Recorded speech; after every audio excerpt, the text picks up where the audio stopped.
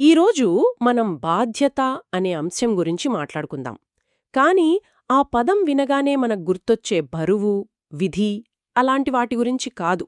అవును. నిజానికి మనకందిన ఈ సమాచారం ప్రకారం బాధ్యత అనేది బయటినుంచి వచ్చేది కాదంట, మన లోపల్నించే చాలా సహజంగా పుడుతుందంట.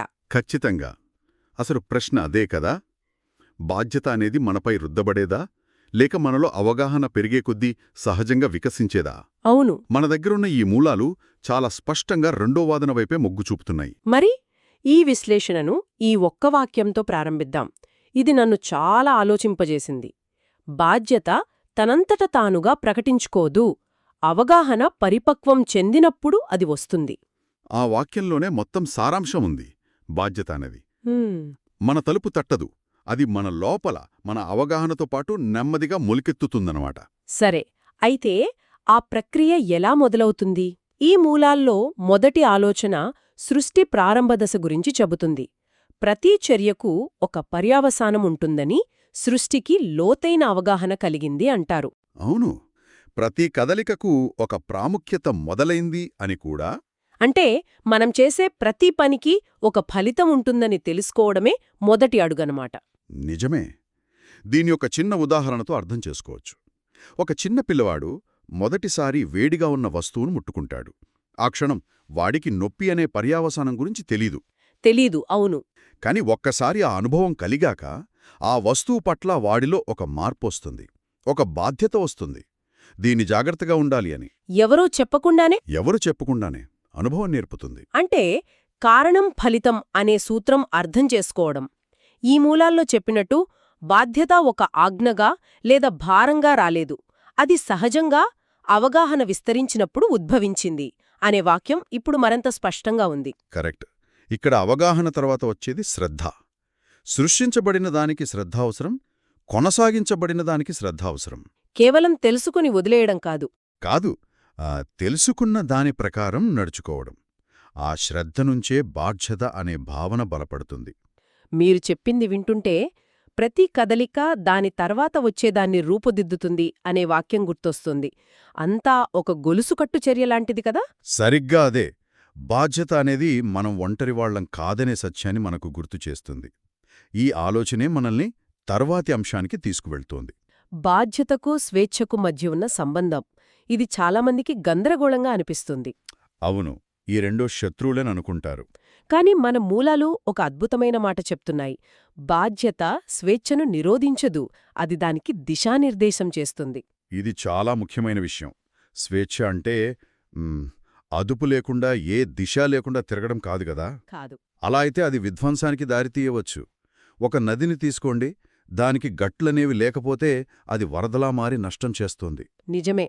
అదే నదికి గట్లు అనే బాధ్యత ఉన్నప్పుడు అది తన ప్రవాహంతో వేల ఎకరాలను పండిస్తోంది.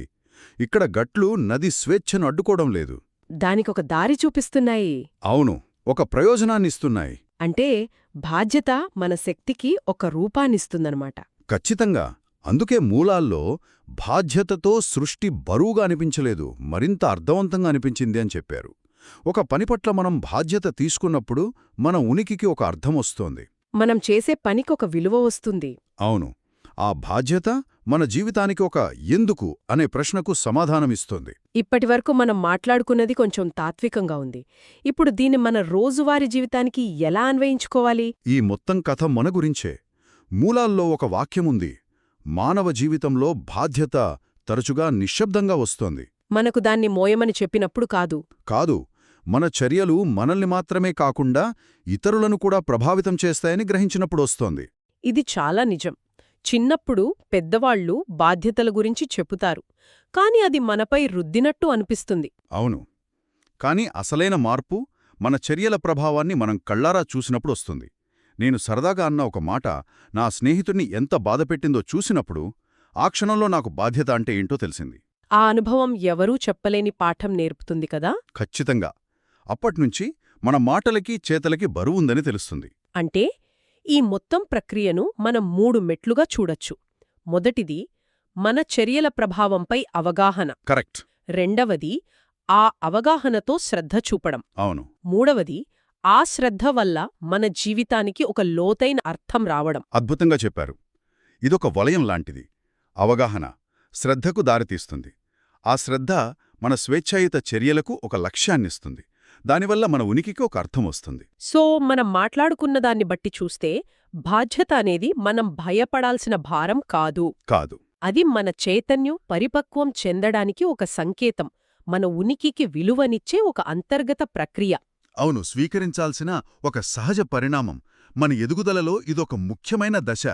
దాన్ని మనం ఆనందంగా స్వీకరించాలి. ఈ చర్చను ముగించే ముందు మనం మూలాల్లోని చివరి వాక్యం నన్ను చాలా ఆశ్చర్యపరిచింది. అది మనల్ని మరో ఆలోచనకు దారితీస్తుంది. ఏంటది? మరియు బాధ్యత స్థిరపడినప్పుడు సృష్టి తన చర్యలలో మార్గదర్శకత్వం కోసం వెతకడం ప్రారంభించింది.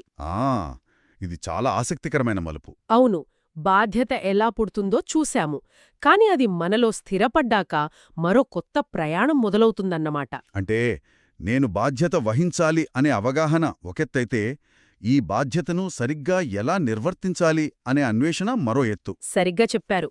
సరైన పని ఎలా చేయాలి, నా చర్యలను ఎలా నడిపించాలి అనే ప్రశ్నలు వస్తాయి. నిజమే. ఒక తల్లిదండ్రులుగా బాధ్యత స్వీకరించడం ఒక దశ.